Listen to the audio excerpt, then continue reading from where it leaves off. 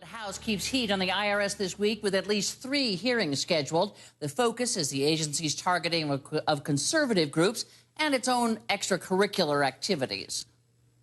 To the right. To the left. 3, 4. It's so challenging to teach them, even though the lyrics are the directions to the dance. My goodness. To the left. I need a straight line. Those are IRS employees you're watching doing the Cupid Shuffle. It was an apparent team-building exercise in preparation for a conference in 2010. That same IRS conference included training videos that cost an estimated $50,000 and some pretty well-paid speakers. The information is part of a report on IRS spending due out this week. Congressional investigators tell CNN the report finds the IRS spent over $50 million on 225 employee conferences over a 2-year period. The man at the helm of the Thursday hearing looking at excessive spending, Darrell Issa, joins me now. Congressman, thanks for joining me. One of those speakers, by the way, taught or gave a presentation of leadership through arts, $17,000. So, look, we know... One might just call it leadership through entertainment. Or whatever, $17,000, and I'm all for speakers' fees, but nonetheless, these are folks spending taxpayer money, which I assume is the focus of what you're doing. But the truth is that the administration a couple of years ago, when similar allegations and videos surfaced from the GSA, clamped down on how money could be spent. And you heard from the acting director recently who said, look, we have fixed this. They can no longer spend money like this. So what's the hearing about? Why are you having it? Well, first of all, we're looking at the IRS for how big the problem is. As you know, as late as last week, the administration is still trying to say there's a few rogue agents in Cincinnati when, in fact, the indication is they were directly being ordered from Washington. Secondly, the culture of the federal workforce is one where I don't think you can underestimate that if you don't keep reminding the voters, but also the federal workers that we're watching, this will happen again. So you don't think it's been fixed? Well, it doesn't stay fixed. You know, understand that some of the things that they're saying, well, this wouldn't happen again, they would still happen again. One example, in Anaheim, when they bought their tickets, they said, well, we'll pay the per diem rate for these hotel rooms. They didn't negotiate, they didn't bid it, and this was 2,700 folks, so they could have gotten a considerable reduction. Instead, what they said is, we'll pay full boat, but we want some perks. So they ended up with free drinks, they ended up with tickets to games, basically kickbacks. This is hard to find. This is where inspector generals do their work, both on behalf of waste and criminal. It's also coming at a time, we should add, when the IRS was saying, gee, we can't get all of the people not paying their taxes because we don't have enough money, which gives it, I think, probably some resonance as you all keep going. I want to move on to the other thing that you're talking about, because we were provided from your committee some of the transcripts of some of the interviews that you have done with the frontline agents in Cincinnati. The ones that supposedly were started. These were done both with the Ways and Means people in the room, Republicans and Democrats. Okay. And one of the excerpts we were given, and I want to talk to you about how problematic it is to get excerpts, because we know that you interviewed these people probably for hours and you get little excerpts, so it's hard for us to kind of judge what's going on. But here's one of those, just from IRS agent, again, from the Cincinnati office. The investigator said, so is it your perspective that ultimately the responsible parties for the decisions that were reported by the IG, that is the decisions that target Tea Party and Patriot applications, are not in the Cincinnati office? The employee says, I don't know how to answer that question. I mean, from an agent standpoint, we didn't do anything wrong. We followed directions based on other people telling us what to do. Investigator, and you ultimately followed directions from Washington. Is that correct? The employee, if direction had come down from Washington, yes. The investigator, but with respect to the particular scrutiny that was given to Tea Party applications, those directions emanated from Washington. Is that right? The employee answers, I believe so.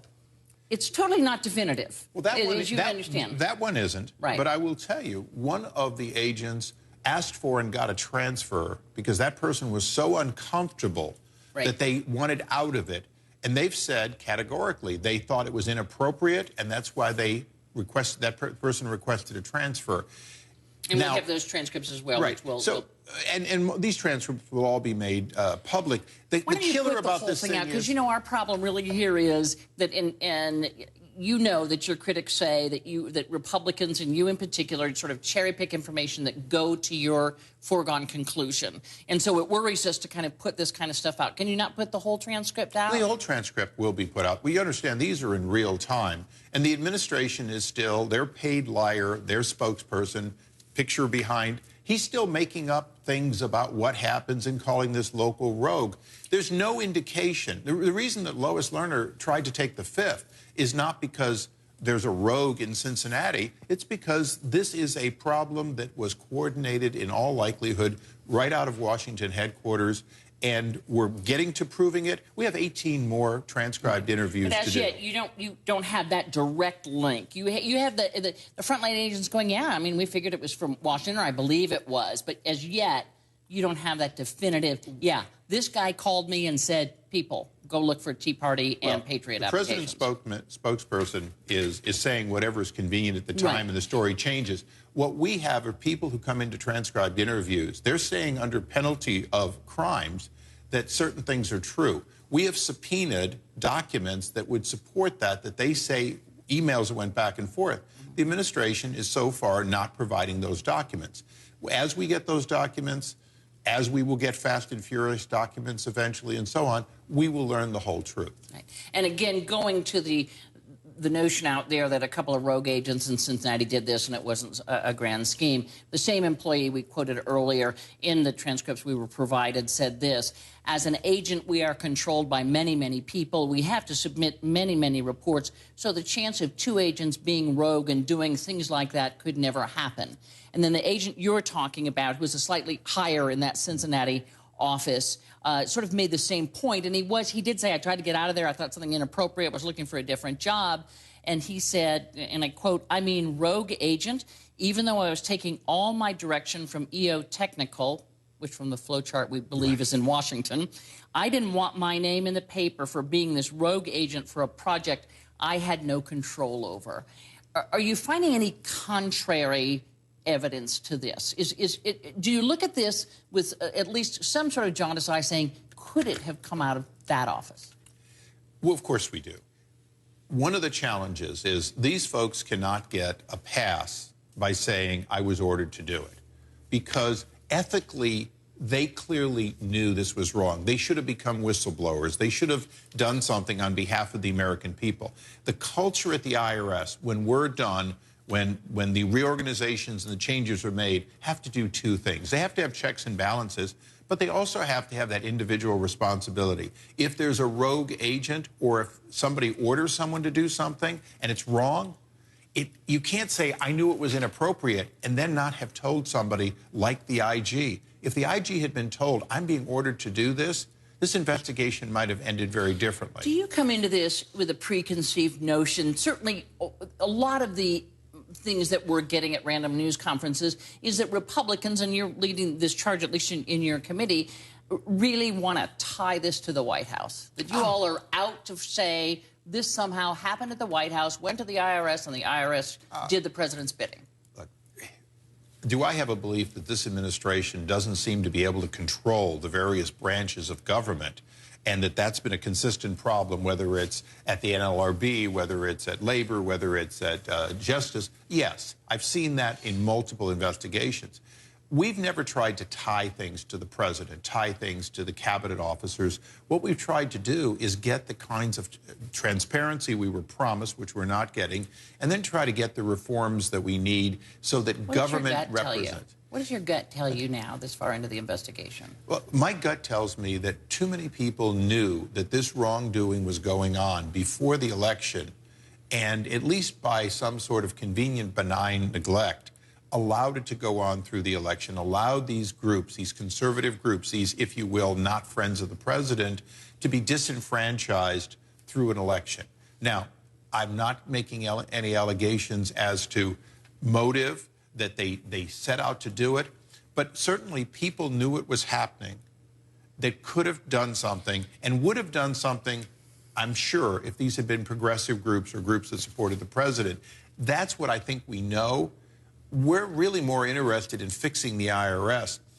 We cannot quit our investigation until we're sure this couldn't happen again. And Candy, the IG himself said he doesn't know that this is the only time something like this happens, because he said that he doesn't believe the controls are in place for the IRS to tell us that this doesn't happen in other places. I got to quickly turn you to one more subject, and that's Eric Holder, a man that you certainly have had some dust-ups with, particularly in the last couple of weeks. And this is what he testified to at the Judiciary Oversight hearing May 15th. Take a listen. With regard to the potential prosecution of the press for the disclosure of material, that is not something that I've ever been involved in, heard of, or would think would be a wise policy.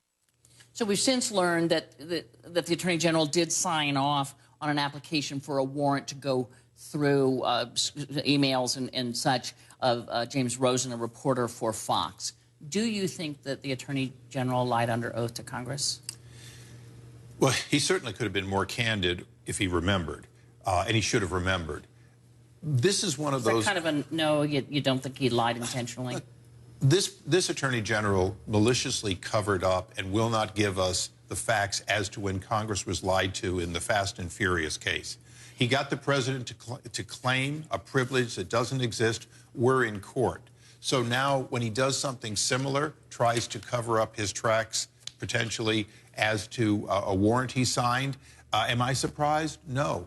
This is somebody who should have given us the truth in the ATF Fast and Furious situation. Instead, he's using the court to slow down that process. But in the present, in this particular case of James Rosen and the application for a warrant before a judge and what he said to Congress, do you feel that was a lie, or he just, you know... It would be kind to say he misled Congress. It would be less kind and more accurate to say that would rise to be a lie by most people's standards. By the American people's standard, you don't sign a warrant and then pretend you wouldn't know about it, it wouldn't come to you. You know, one of the things about perjury, this is the Attorney General. Don't use perjury lightly. Perjury is a criminal charge that has to be proven. But certainly, it's hard to have confidence in what this Attorney General says or his people say when so often it turns out not to be true. Think he should resign, yes or no? That's up to the president. Chairman Darrell, I say thank you for coming by. You need to do it again. There's a lot to talk about. Thank you.